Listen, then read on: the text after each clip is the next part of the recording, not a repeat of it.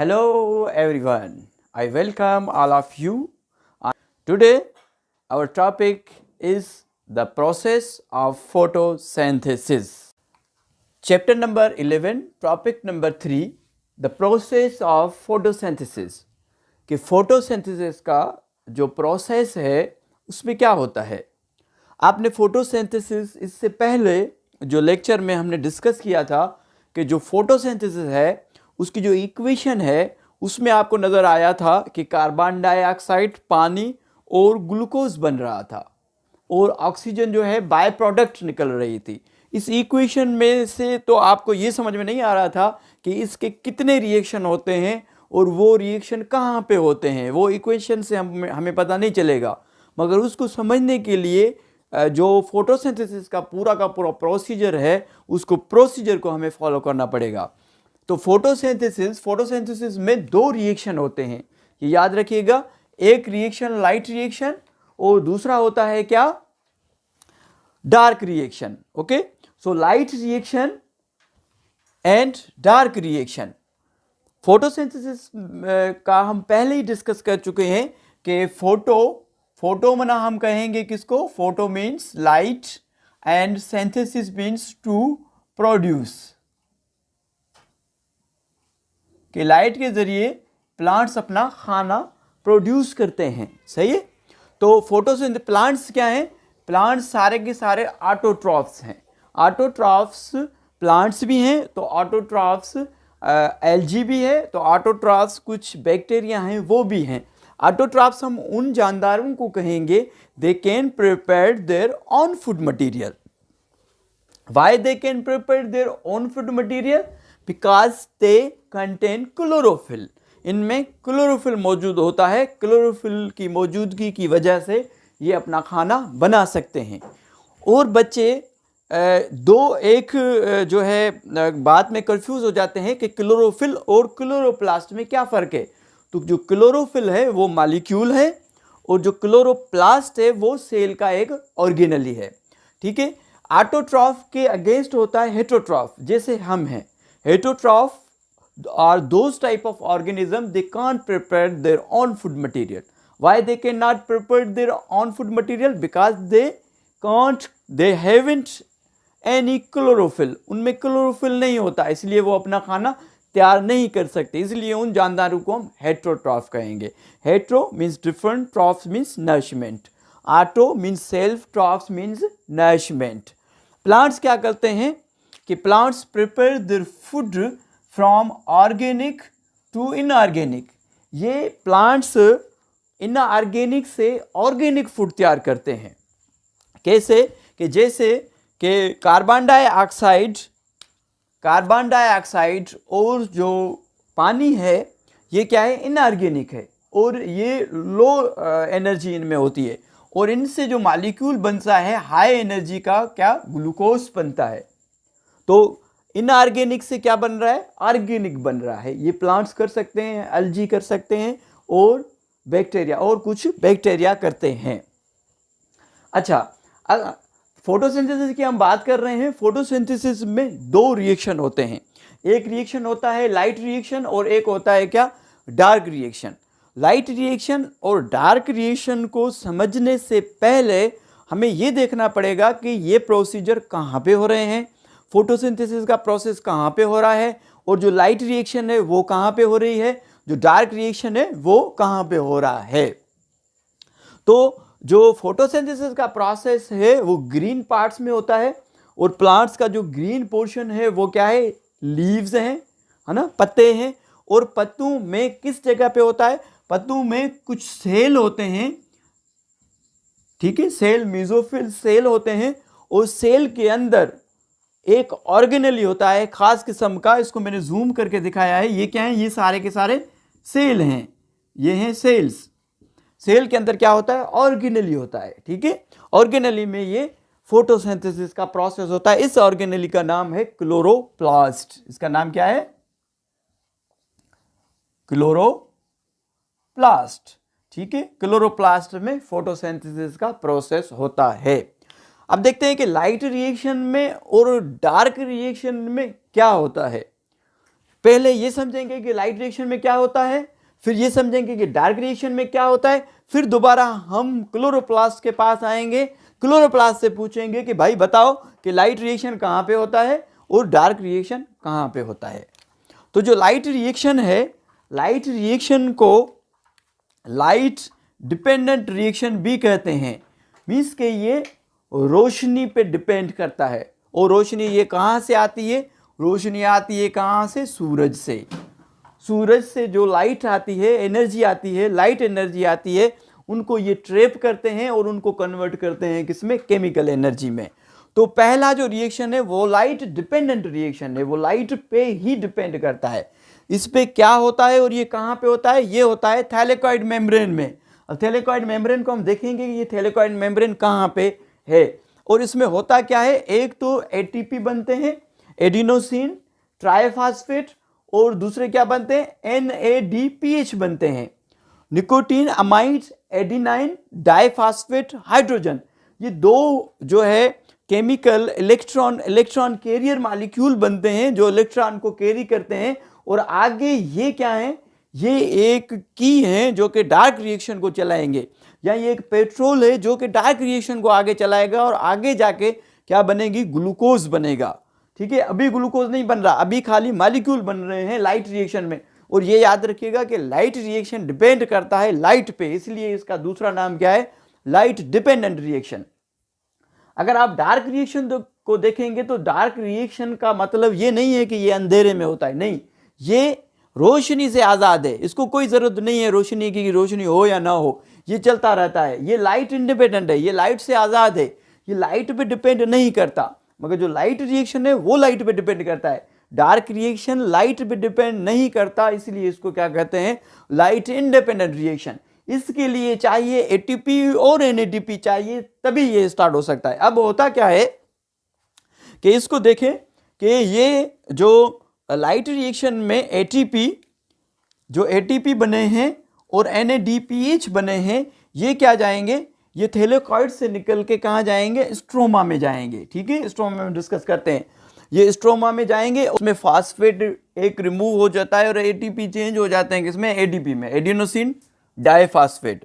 और जो NADPH है वो यूज होता है और वो चेंज हो जाता है किसमें? NADP में। नेट जो सिंथेसिस है ग्लाइसरेट 3 फास्फेट की, उसके बनने के लिए 9 ATP यूज होते हैं, ये याद रखिएगा, और 6 NADPH यूज होते हैं। ये क्या है? नेट प्रोडक्शन है, नेट सिंथेसिस है ग्लाइसरेट 3 फास्फेट की, ये आप याद रखिएगा। तो जो डार्क रिएक्शन है वो क्या है? लाइट इंडिपेंडेंट है। इसमें क्या बन रहा है? ग्लूकोज बन रहा है, इसमें ग्लूकोज बन रहा है और ये प्रोसीजर हो रहा है किसमें? स्ट्रोमा में हो रहा है। डार्क रिएक्शन के लिए लाइट की जरूरत नहीं होती, ये लाइट से आज़ाद है। सही है। अब हम देखते हैं कि ये light reaction thylakoid membrane chloroplast में कहाँ है और ये स्ट्रोमा कहाँ है और ये प्रोसीजर कहाँ पे हो रहा है। अब अगर इस क्लोरोप्लास्ट को देखेंगे जो कि हमने जूम किया हुआ है, जो लीव्स हैं उनके मेसोफिल सेल्स में, सेल का एक ऑर्गेनेली है, इसको हमने जूम करके दिखाया हुआ है। अगर आप देखेंगे कि ये जो अंदर वाली मेम्ब्रेन है एक जगह पे वो स्टेक बना रही है, इस मेम्ब्रेन को हम कहेंगे थैलेकॉइड मेम्ब्रेन। थैलेकॉइड मेम्ब्रेन के 2 पोर्शन हैं, एक जैसे सिक्के हम ले लें, एक सिक्का उसके ऊपर दूसरा सिक्का रखें और ऐसे सिक्कों की एक हम स्टेक बना दें, तो जो स्टेक पोर्शन है, जो stack portion of thylakoid membrane है, उसको हम एप्रेस भी कहेंगे, या इसको हम ग्रेन, एप्रेस पोर्शन या स्टेक पोर्शन हम उसको कहेंगे ग्रेनम। ग्रेनम एक होगा, ग्रेना ज्यादा होंगे, तो ये क्या है? ये ग्रेनम है। ग्रेनम क्या है? जहां पे के stack portion of thylakoid membrane है। ठीक है। और जो नॉन स्टेक पोर्शन है, नॉन स्टेक पोर्शन को हम कहेंगे लेमिला। ठीक है, ये याद रखिएगा, जब मैं आपको लाइट रिएक्शन पढ़ाऊंगा तब इनका जिक्र होगा कि इस पूरी थैलेकॉइड मेम्ब्रेन में, याद रखिएगा कि इस पूरी थैलेकॉइड मेम्ब्रेन में, ये जो थैलेकॉइड मेम्ब्रेन है, इस थैलेकॉइड मेम्ब्रेन में क्या हो रहा है? लाइट रिएक्शन हो रहा है। ठीक है। और ये जो थैलेकॉइड मेम्ब्रेन है इसके 2 हिस्से हैं, एक स्टेक पोर्शन है जिसको एम्प्रेस पोर्शन भी कह रहे हैं, उसको हम ग्रेनम कहते हैं, एक जो है नॉन स्टेक पोर्शन है जिसको हम लेमिला कह रहे हैं। स्टेक पोर्शन और नॉन स्टेक पोर्शन ये आपने याद रखना है। और ये पूरी की पूरी क्या है? ये थैलेकॉइड मेम्ब्रेन है। और थैलेकॉइड मेम्ब्रेन में कौन सा फोटोसिंथेसिस का रिएक्शन होता है, लाइट रिएक्शन होता है। अब आउटसाइड द थैलेकॉइड मेम्ब्रेन, ये आउटसाइड द थैलेकॉइड मेम्ब्रेन, ये वाला जो पोर्शन आपको नजर आ रहा है, इसको कहते हैं क्या, स्ट्रोमा कहते हैं। सही है। ये जो थैलेकॉइड मेम्ब्रेन है, इस थैलेकॉइड मेम्ब्रेन में बनते हैं क्या, एटीपी और NADPH।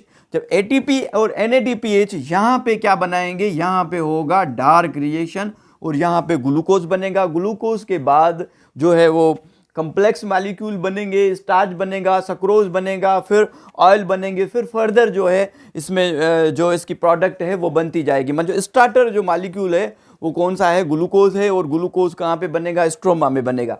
आपने जो याद करनी है बात, डार्क रिएक्शन स्ट्रोमा में होता है और जो लाइट रिएक्शन है वो थैलेकॉइड मेम्ब्रेन में होता है। अब जो हम पढ़ेंगे वो पढ़ेंगे डिटेल में हम लाइट रिएक्शन, और इस थैलेकॉइड मेम्ब्रेन को हम फोकस करके देखेंगे कि लाइट रिएक्शन में क्या होता है।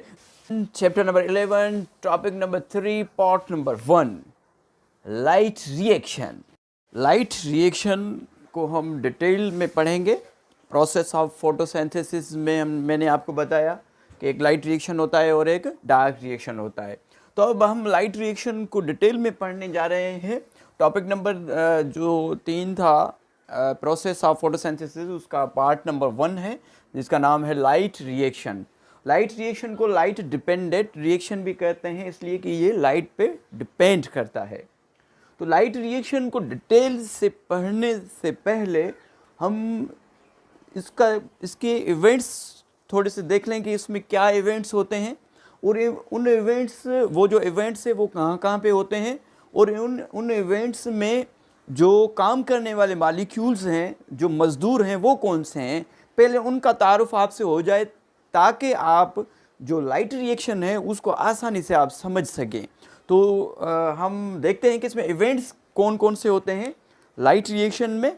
लाइट रिएक्शन में इवेंट्स जो पहला होता है वो होता है photolysis of water.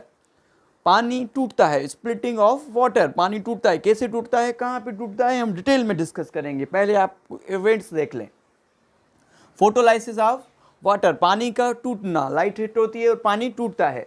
Electron transport chain, electron transport chain होती है, पूरी की पूरी इलेक्ट्रॉन जो है ट्रांसपोर्ट होते हैं, और उनको ट्रांसपोर्ट करने वाले कैरियर मॉलिक्यूल भी होते हैं। ओके, तो इलेक्ट्रॉन ट्रांसपोर्ट चेन कितनी है, 2, एक PS1 में होती है और एक PS2 में होती है। ठीक है। नंबर 3 में होती है reduction of NADP into NADPH। जो NADP है, निकोटीन अमाइड एडिनाइन डाइफॉस्फेट, वो nicotine amide adenine diphosphate hydrogen में क्या होगा, रिडक्शन हो जाएगी उसकी। और synthesis of ATP, synthesis of ATP is called photophosphorylation. Photophosphorylation means कि ATP का बनना। ठीक है। तो अब हम देखेंगे कि ये जो NADPH, हमें पहले ही पता है कि जो लाइट रिएक्शन है उसमें हमें मिलेगा क्या, प्रोडक्ट जो मिलेगी वो मिलेंगे NADPH और क्या मिलेगा, ATP, जो आगे जाके स्ट्रोमा में यहाँ पे क्या करेंगे, डार्क रिएक्शन को जाके चलाएंगे। अब ये जो इवेंट्स हैं, ये इवेंट्स हो कहाँ पे रहे हैं, क्लोरोप्लास्ट में हो रहे हैं। क्लोरोप्लास्ट में भी कहाँ पे हो रहे हैं, इस थैलेकॉइड मेम्ब्रेन में हो रहे हैं। ये जितने भी इवेंट्स हैं ये कहाँ पे, थैलेकॉइड मेम्ब्रेन। थैलेकॉइड मेम्ब्रेन के 2 पोर्शन है, एक स्टेक पोर्शन जिसको हम ग्रेनम कह रहे हैं, और एक नॉन स्टेक पोर्शन है जिसको स्ट्रोमल लेमिला कह रहे हैं, जिसको यहाँ तो हमने लेमिला का नाम दिया था, जो नॉन स्टेक पोर्शन है। ठीक है। क्लोरोप्लास्ट की मेम्ब्रेन को आप देखेंगे तो मेम्ब्रेन में जो काम करते हैं, जो काम करने वाले मजदूर हैं या मॉलिक्यूल हैं, वो कौन कौन से हैं। एक तो इलेक्ट्रॉन ट्रांसपोर्ट चेन होगी। इसमें इलेक्ट्रॉन ट्रांसपोर्ट चेन में क्या होगा कि लाइट कैप्चरिंग मॉलिक्यूल होंगे जिसका नाम है क्लोरोफिल। मेम्ब्रेन में लाइट कैप्चरिंग मॉलिक्यूल होंगे जिनको हम क्लोरोफिल कह रहे हैं। क्लस्टर एंटीना कम्प्लेक्स होंगे, है ना। ठीक। और क्या होगा, मेम्ब्रेन बाउंडेड प्रोटीन होगी। मेम्ब्रेन बाउंडेड प्रोटीन, जो थैलेकॉइड मेम्ब्रेन है उसमें क्या है, प्रोटीन भी मौजूद है। हमने चैप्टर नंबर 4 में मेम्ब्रेन हमने पढ़े थे कि मेम्ब्रेन किसके बने होते हैं, लिपिड्स और प्रोटीन के बने हुए होते हैं। ठीक है। ये मेम्ब्रेन है थैलेकॉइड मेम्ब्रेन, इसको हम डिटेल में पढ़ेंगे बाकायदे, इसको मैं आपको समझाने की कोशिश करूंगा। या आप अगर मेम्ब्रेन देखेंगे कि ये 2 लेयर बायफॉस्फोलिपिड लेयर से बनी हुई है। ठीक है। और बीच में क्या होता है इसके, इस पर प्रोटीन होती है, प्रोटीन लगी हुई होती है। और क्या है, क्लोरोफिल है और मेम्ब्रेन बाउंडेड प्रोटीन है। इसमें क्या होते हैं, क्लोरोफिल होते हैं, ठीक है। और क्या होता है, एंटीना कम्प्लेक्स, एक सेंटर में क्लोरोफिल होता है जहाँ पे कि रिएक्शन होता है, जिसको रिएक्शन सेंटर कहते हैं हम। और इलेक्ट्रॉन कंपोनेंट्स होते हैं, इलेक्ट्रॉन कैरियर कंपोनेंट्स होते हैं। इस इलेक्ट्रॉन कैरियर कंपोनेंट्स होते हैं जो इलेक्ट्रॉन को कैरी करते हैं। यहाँ से जब एक्साइट होते हैं इलेक्ट्रॉन, तो इलेक्ट्रॉन कैरीज करने वाले क्या होते हैं, मॉलिक्यूल होते हैं। जैसे प्लास्टोक्विनिन है, प्लास्टोसाइनिन है और फेरिडोक्सिन है, जो कि PS1 और PS2 से जो ये सिस्टम जुड़ा हुआ होता है और एक जेड स्कीम बनती है, ठीक है। इसको भी हम डिटेल में इलेक्ट्रॉन ट्रांसपोर्ट चेन को हम देखेंगे। पहले आप समझ लें कि इसमें होता क्या है। तो क्या होते हैं, कंपोनेंट्स होते हैं जो कि इलेक्ट्रॉन को कैरी करते हैं, जो एक्साइट इलेक्ट्रॉन होता है उसको कैरी करते हैं। इसमें पूरी की पूरी ये मेम्ब्रेन में हो रहा है, ये सिस्टम किस में हो रहा है, पूरा का पूरा थैलेकॉइड्स मेम्ब्रेन में हो रहा है, ठीक है। अच्छा, और क्या होता है, और इसमें होते हैं 4 मेजर कम्प्लेक्सेस होते हैं। Electron transport chain, electron transport chain किसकी बनी हुई है, chlorophyll molecule, membrane bounded protein और इलेक्ट्रॉन कैरियर कंपोनेंट्स, ठीक है। और 4 कम्प्लेक्सेस हैं, 4 मेजर कम्प्लेक्सेस हैं। वो क्या काम करते हैं, हम पहले देख रहे हैं कि इसमें लाइट रेडिएशंस में किन किन मॉलिक्यूल का क्या क्या काम है। उसके बाद मैं डिटेल में बताऊंगा किस तरीके से एटीपी बन रही है और किस तरीके से NADPH बनेंगे, ठीक है। थोड़ा सा इसको समझने की कोशिश करें कि जो मेम्ब्रेन हम हैं, मेम्ब्रेन में ये याद रखिएगा कि लाइट रिएक्शन थैलेकॉइड मेम्ब्रेन में होता है और मेम्ब्रेन 2 हिस्सों में तकसीम है। अच्छा, जो 4 मेजर कम्प्लेक्सेस हैं वो कौन से हैं, एक PS1 है, फोटो सिस्टम 1। इसको फोटो सिस्टम 1 इसलिए कहते हैं कि ये सबसे पहले दरियाफ्त हुआ था, फर्स्ट डिस्कवर्ड हुआ था, इसलिए इसको फोटो सिस्टम 1 कहते हैं। दूसरा है फोटो सिस्टम 2, ये फोटो सिस्टम 1 के बाद में डिस्कवर हुआ है, इसलिए इसको फोटो सिस्टम 2 कहते हैं, सही है। ये 4 मेजर कम्प्लेक्सेस का दूसरा नंबर पार्ट। तीसरा नंबर है साइटोक्रोम BF है, और जो 4th पार्ट है वो ATPase कम्प्लेक्सेस है। तो ये 4 मेजर कम्प्लेक्सेस मौजूद होते हैं थैलेकॉइड मेम्ब्रेन में, ठीक है। ये ऐसे ही डिस्ट्रीब्यूट नहीं होते कि ऐसे ही एक जगह पे नहीं है डिस्ट्रीब्यूट, इनकी अलग अलग एक लोकेशन है कि ये थैलेकॉइड मेम्ब्रेन में ये कहाँ कहाँ पे मौजूद होते हैं। इनको जानना भी ज़रूरी है ताकि आप लाइट रिएक्शन को अच्छे तरीके से समझ सकें, ठीक है। तो पहले जो ये PS1 है, ये जो PS1 और ये जो ATP कम्प्लेक्स है, ATPase कम्प्लेक्स और PS1, ये कहाँ पे मौजूद होते हैं, ये मौजूद होते हैं कहाँ पे, नॉन स्टैक या स्ट्रोमल लेमिले। ये जो आप देख सकते हैं थैलेकॉइड मेम्ब्रेन, ये नॉन स्टैक पोर्शन है, ये वाला जो है नॉन स्टैक पोर्शन है, और इसका जो कनेक्शन है स्ट्रोमा के साथ है, तभी हम इसको स्ट्रोमल लेमिली कह रहे हैं, है ना। तो ये वाला पोर्शन इसको और इसको ये वाला सारा का सारा पोर्शन, ये जो होगा, ये जो जिसका कनेक्शन स्ट्रोमा के साथ है, ये नॉन स्टैक पोर्शन है, ठीक है। तो नॉन स्टैक पोर्शन में क्या होता है, नॉन स्टैक पोर्शन में PS1 और ATP सिंथेसिस मौजूद होते हैं। जो PS2 और उसके साथ क्या लाइट हार्वेस्टिंग कम्प्लेक्सेस, वो कहाँ पे मौजूद होते हैं, वो इम्प्रेस्ड पोर्शन में या स्टैक पोर्शन में मौजूद होते हैं। ये जो स्टैक पोर्शन है जिसको हम ग्रेनम कह रहे हैं, ये वाला जो स्टैक पोर्शन है, इसमें क्या मौजूद होता है, इसमें मौजूद होता है PS2, ठीक है। और ये जो नॉन स्टैक पोर्शन है इसमें मौजूद होता है PS1, सही है। और जो साइटोक्रोम BF है, ठीक है, तो ये मौजूद होता है कहाँ पे, ये रेंडमली डिस्ट्रीब्यूट है।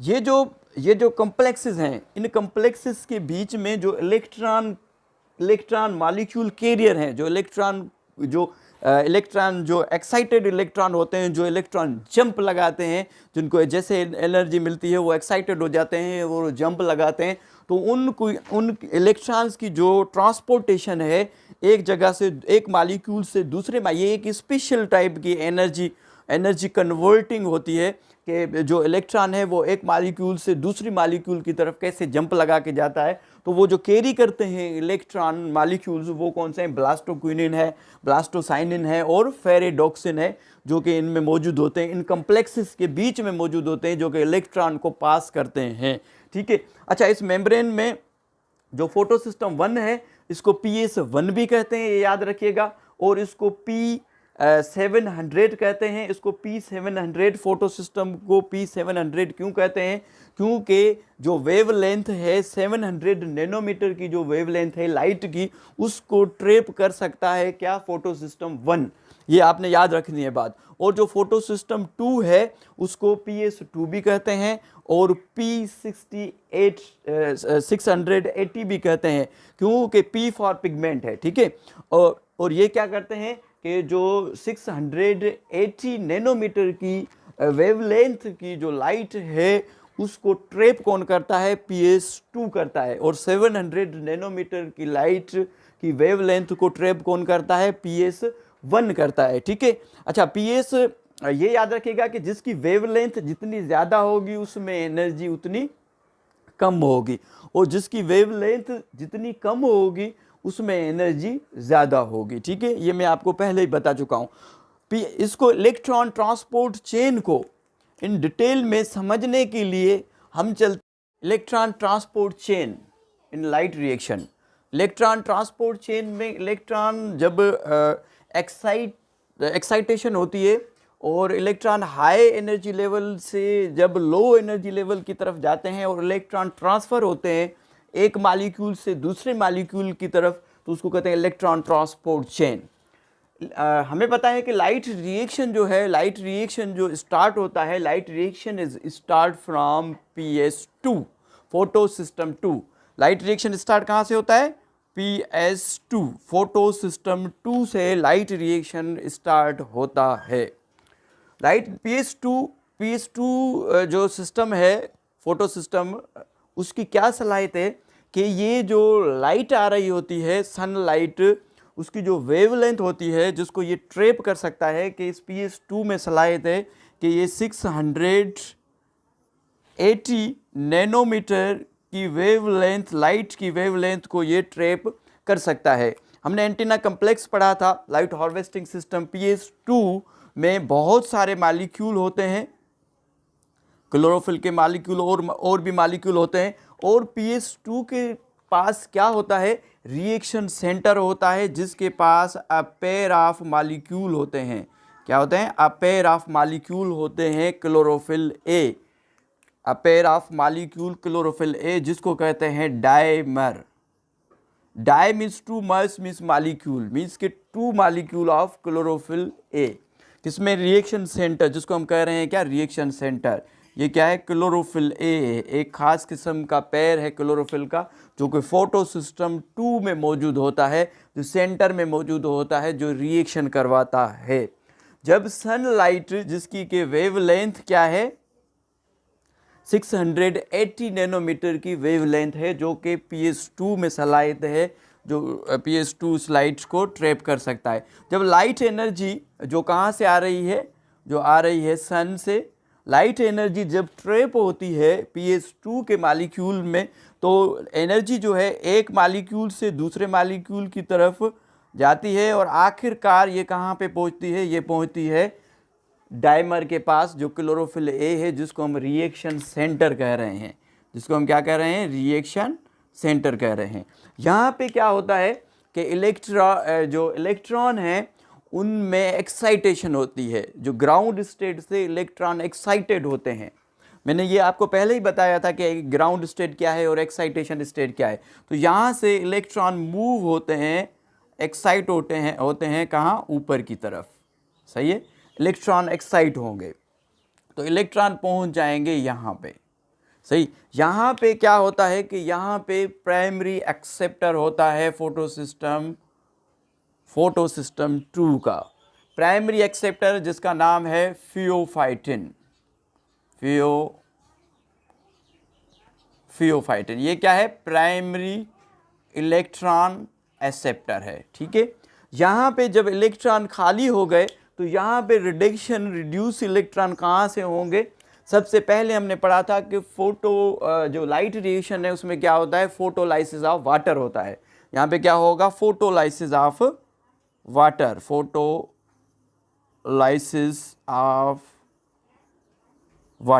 फोटोलाइसिस ऑफ वाटर का मतलब क्या है? Photo means light, lysis means breakup, split of water, पानी टूटेगा।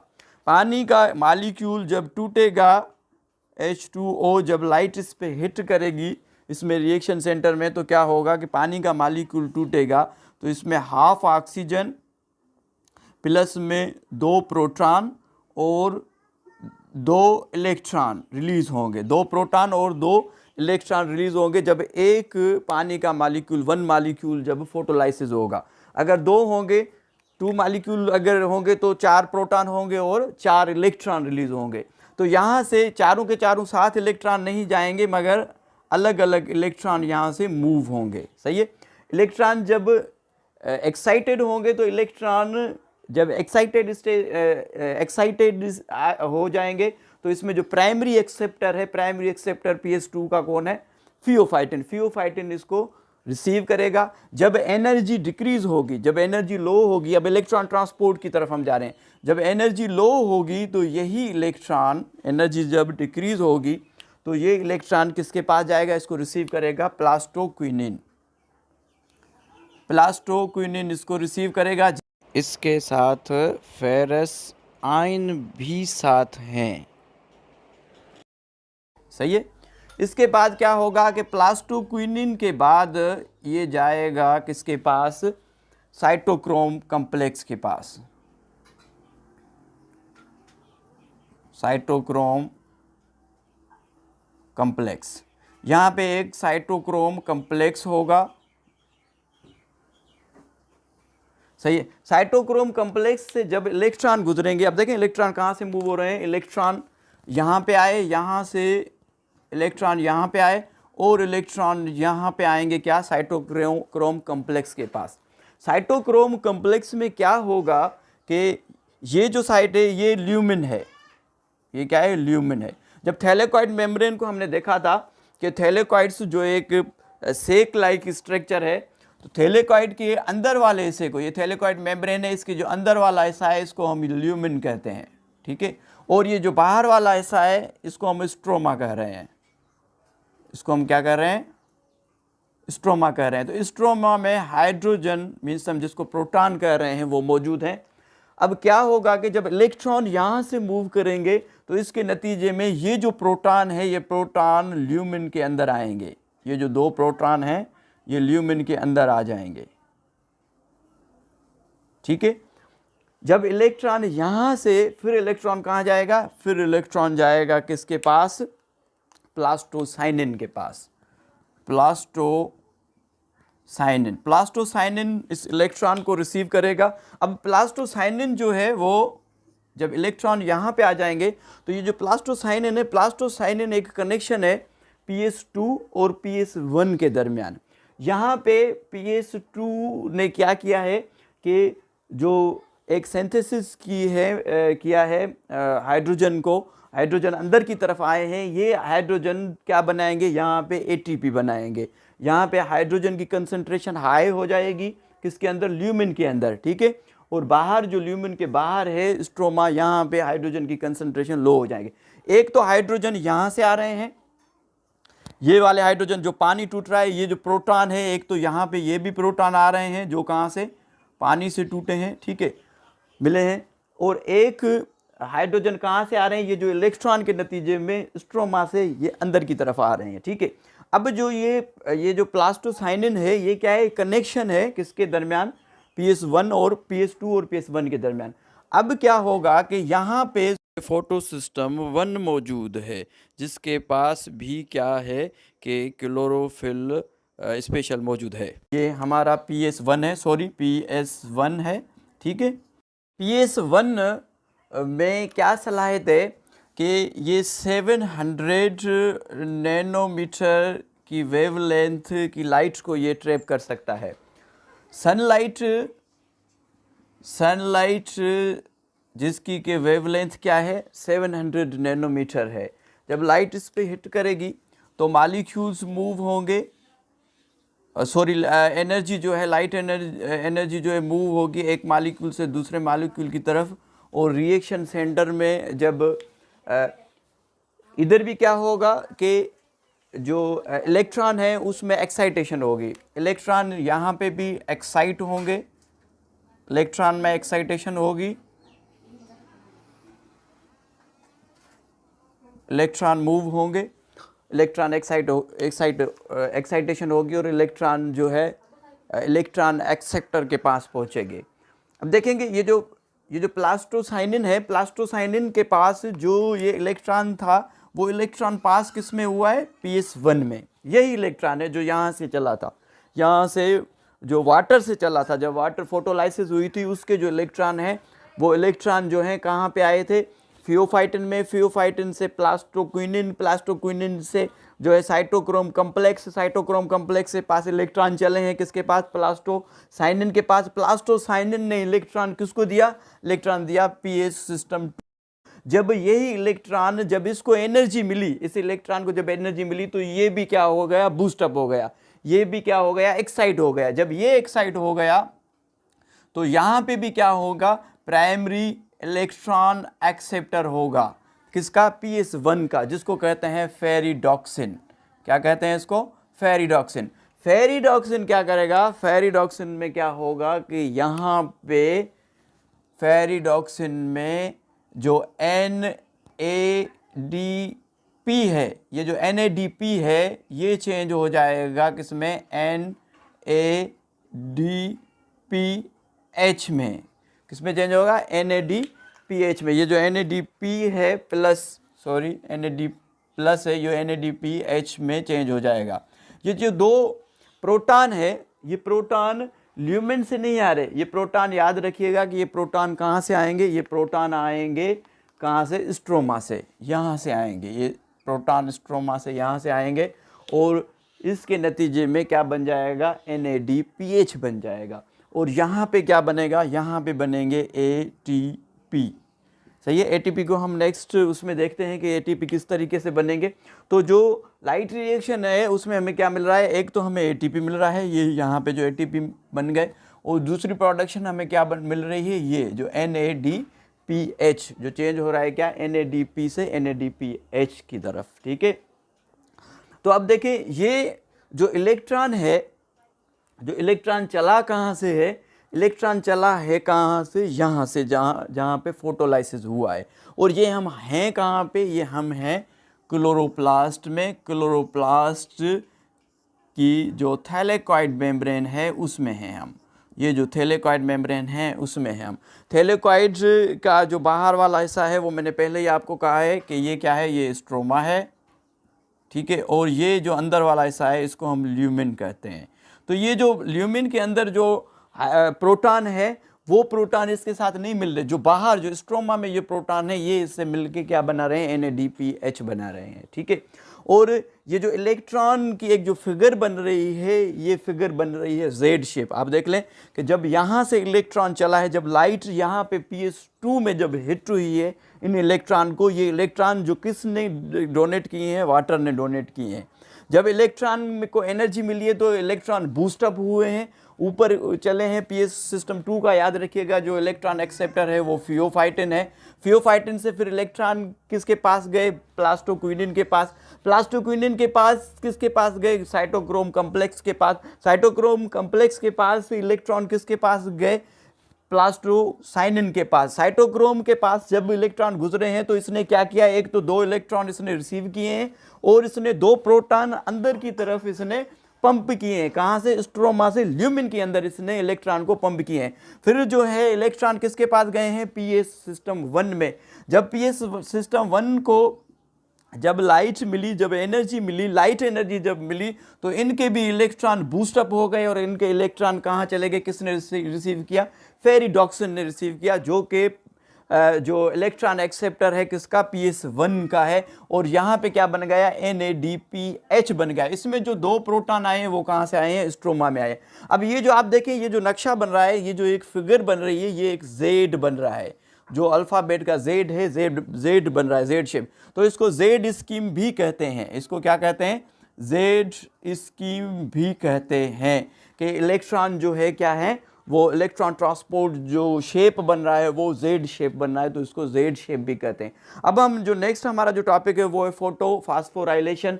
हम देखेंगे कि फोटोफॉस्फोराइलेशन में ATP किस तरीके से बन रहा है और जो प्रोटीन के कम्प्लेक्सेस हैं उसमें से किस तरीके से हाइड्रोजन पंप होंगे और किस तरीके से जो ADP है वो ATP में चेंज होगा। इसको रिव्यू मैं कर लेता हूँ कि पहले जो मरहला क्या हुआ है कि फोटोलाइसिस हुआ है, पानी के 2 मॉलिक्यूल टूटे हैं तो उसमें 4 इलेक्ट्रॉन 4 प्रोटॉन निकले हैं। प्रोटॉन कहाँ हैं? इस ल्यूमिन में मौजूद होंगे, ठीक है। और जो बाकी, हाँ ऑक्सीजन का मैंने जिक्र नहीं किया, इसमें ऑक्सीजन भी तो निकली है ना। ऑक्सीजन जो है प्लांट्स जो है स्टोमेट्स के थ्रू जो टाइनी मॉलिक्यूल्स होते हैं पत्तों में, टाइनी पोर्स होते हैं सॉरी, तो उनमें जो है ऑक्सीजन क्या है, बाय प्रोडक्ट लिबरेट होती रहती है ना। ऑक्सीजन प्लांट्स हमारे लिए छोड़ते रहते हैं, हम सांस का अमल ले रहे होते हैं। जब इलेक्ट्रॉन को जब PS2 में जब उनको एनर्जी मिली तो वो बूस्टअप हुए ऊपर की तरफ, फियोफाइटिन की तरफ, फिर ऐसे सीरीज में चलते गए, इलेक्ट्रॉन्स आ गए किसके पास, सिस्टम 1 में आ गए। सिस्टम 1 से क्या बना है, इधर NADPH बना है। एक सीरीज, एक लाइनअप में इलेक्ट्रॉन चले हैं और इलेक्ट्रॉन वापस नहीं आए हैं, तो इसको क्या कहेंगे हम, नॉन साइक्लिक फ्लो कहेंगे, कि एक साइकिल नहीं बना है। इसको क्या कहेंगे हम, नॉन साइक्लिक फ्लो कहेंगे। अगर PS1 से यहाँ पे NADPH नहीं बनेगा, ये याद रखिएगा, अगर NADPH नहीं बने और यहाँ से वापस इलेक्ट्रॉन, एक बात मैं भूल गया था बताना आपको कि यहाँ से इलेक्ट्रॉन अगर वापस इस कॉम्प्लेक्स में आएंगे तो ये एक साइक्लिक बन जाएगी। ये क्या बनेगा, एक साइक्लिक फ्लो बनेगा। ये बन जाएगा क्या, ये बनेंगे साइक्लिक फ्लो बन जाएगा, सही है। ये साइक्लिक फ्लो ऑफ इलेक्ट्रॉन बनेगा। याद रखिएगा कि साइक्लिक फ्लो ऑफ इलेक्ट्रॉन में सिर्फ ATP बनेंगे।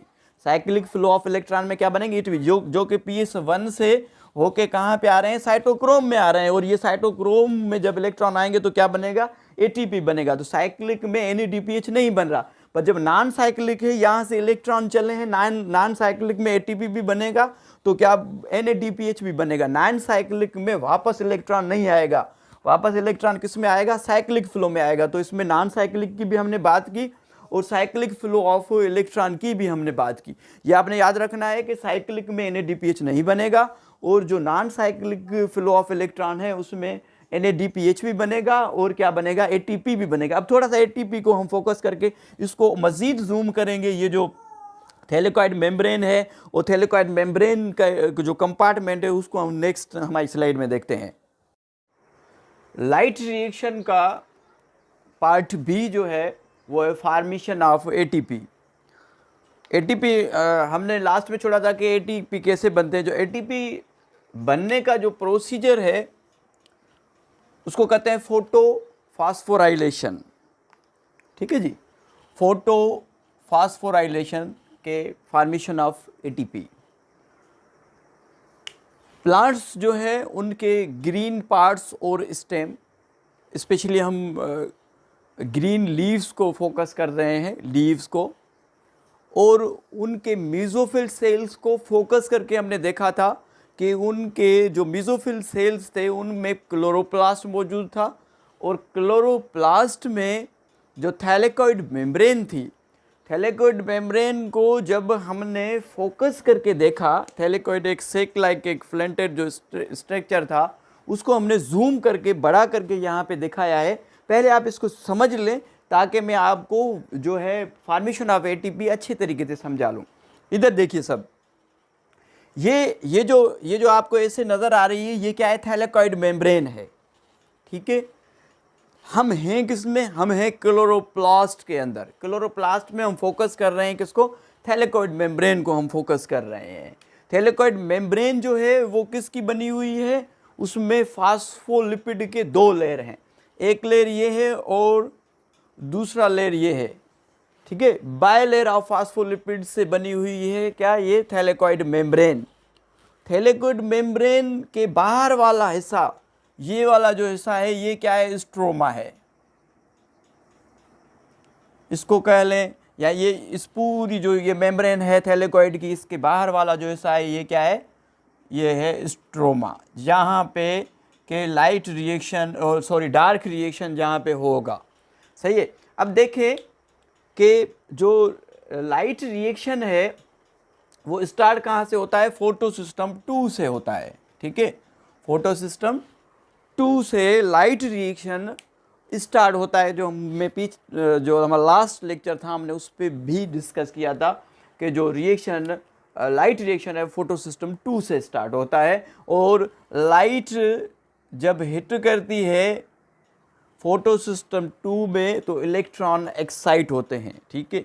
मगर उससे पहले हो क्या रहा था कि जो है पानी है, वाटर की स्प्लिटिंग हो रही थी और इसमें से ऑक्सीजन बाय प्रोडक्ट लिबरेट हो रही थी, जो कि लीव्स पत्तों में से स्टोमेटा के थ्रू ऑक्सीजन, जब 2 मॉलिक्यूल टूटेंगे पानी के तो ऑक्सीजन लिबरेट होगी, ठीक है।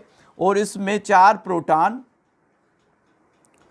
प्रोटॉन और 4 इलेक्ट्रॉन रिलीज होंगे, ठीक है। ऑक्सीजन तो निकल गई बाहर, चली गई प्लांट से, हमारे लिए प्लांट्स ने ऑक्सीजन बना लिया, हम ऑक्सीजन ले रहे हैं और भी जानदार ले रहे हैं। बाकी ये जो प्रोटॉन है, प्रोटॉन यहाँ पे रहेंगे।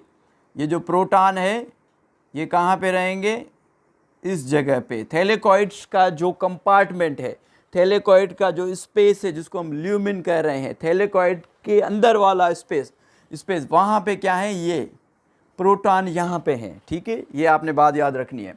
अब जब लाइट यहाँ पे हिट करेगी, ये जो इलेक्ट्रॉन है ये फोटो सिस्टम 1 में क्लोरोफिल जो डायमर है वहाँ से ये क्या होगा कि ये जब यहाँ पे लाइट हिट करेगी तो ये इलेक्ट्रॉन एक्साइट होंगे और ये इलेक्ट्रॉन चले जाएंगे ऊपर की तरफ, सही है, जहाँ पे कि थियोफाइटिन ने इन इलेक्ट्रॉन को रिसीव किया था, जो प्राइमरी एक्सेप्टर थे किसके, फोटो सिस्टम 2 के।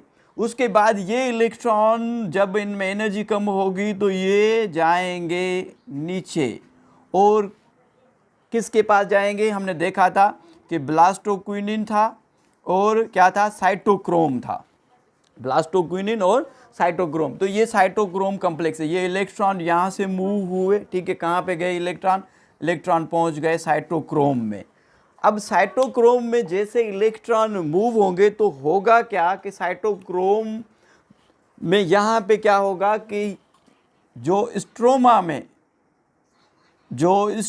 में प्रोटॉन मौजूद है, स्ट्रोमा में जो प्रोटॉन मौजूद है वो प्रोटॉन इस साइटोक्रोम कॉम्प्लेक्स के ज़रिए कहाँ पे आएगा, इसमें जो थैलेकॉइड कंपार्टमेंट कहें हम इसको, या थैलेकॉइड हम स्पेस कहें, या इसको हम ल्यूमिन कहें, ठीक है। ये जो स्पेस है इसमें क्या आएंगे, बाहर से यहाँ से साइटोक्रोम के रास्ते से ये जो प्रोटॉन है ये भी अंदर आएंगे।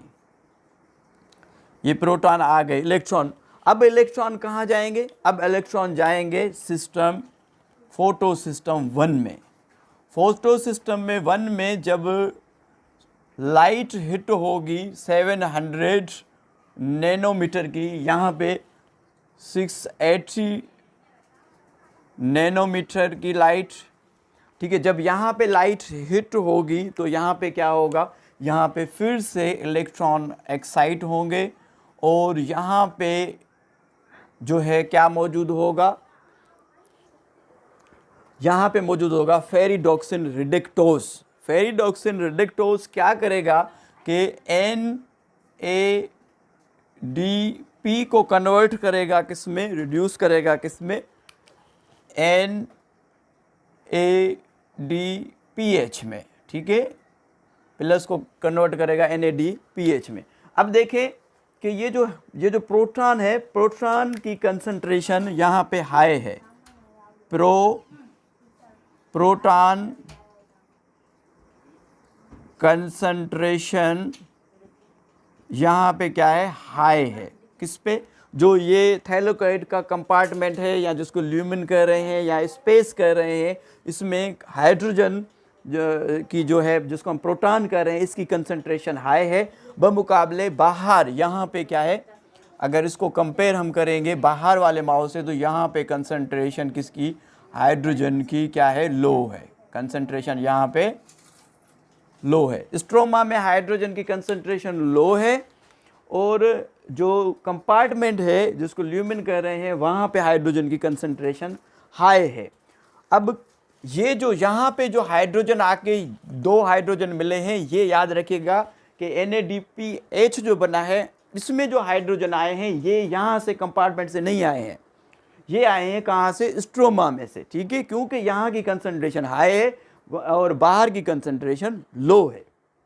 अब क्या होगा कि अब यहाँ पे अब बनना है ATP। अब ATP बनने के लिए ये जो थैलेकॉइड मेम्ब्रेन है, इसमें प्रोटीन के चैनल होते हैं जिसको एटीपी सिंथेसिस कॉम्प्लेक्सेस कहते हैं। एक मैंने ये चैनल यहाँ पे बनाया हुआ है, इसको आप देखेंगे जैसे फैन होता है, उसके तीन जो जैसे टरबाइन होता है, उसके जो तीन पार्ट्स होते हैं, और टरबाइन जैसे घूमता है, ऐसे ये इसके तीन हिस्से हैं, और जो इसका एक हिस्सा है वो अंदर की तरफ से जुड़ा हुआ है।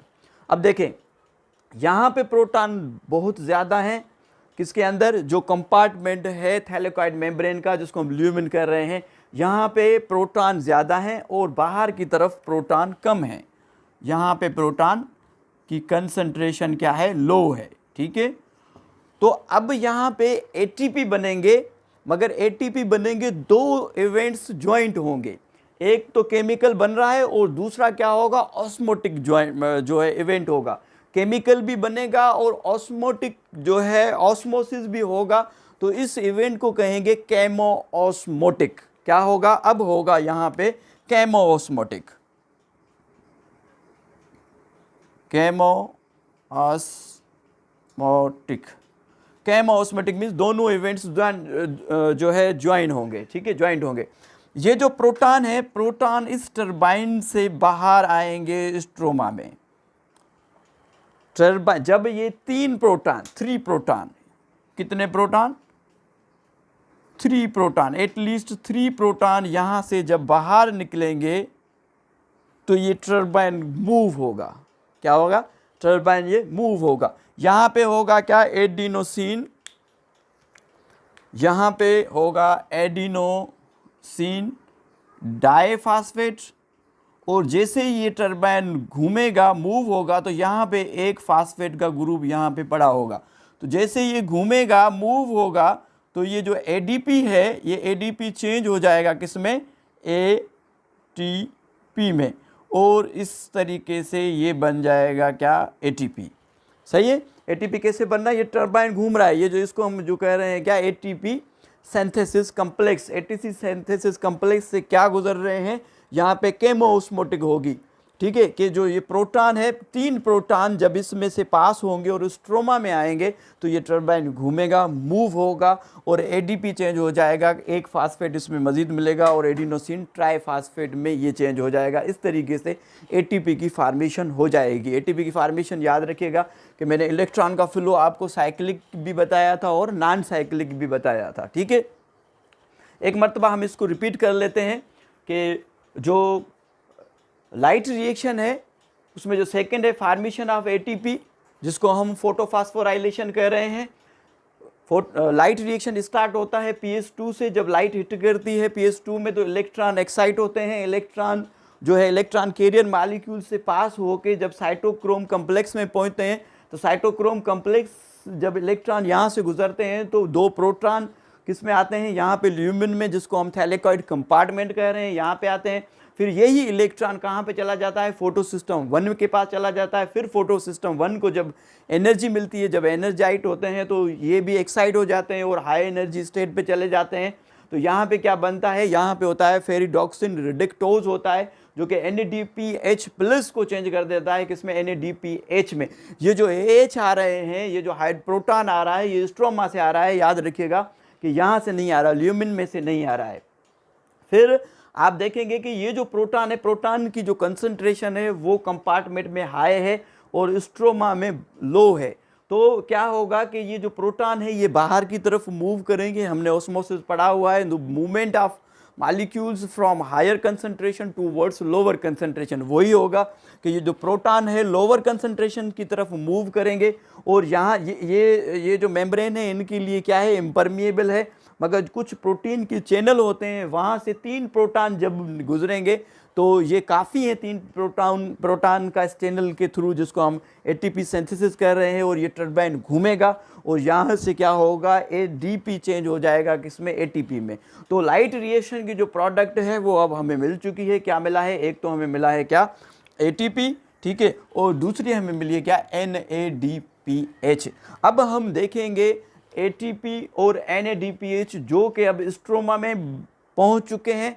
अब स्ट्रोमा में ये ग्लूकोज को कैसे बनाएंगे, जो सेकंड पोर्शन हमारा, जो सेकंड रिएक्शन है डार्क रिएक्शन, हम उसको नेक्स्ट लेक्चर में इंशाल्लाह ताला डिटेल में डिस्कस करेंगे। आज तक के लिए इतना ही काफ़ी, मुझे दीजिएगा इजाज़त। Thank you so much, thank you.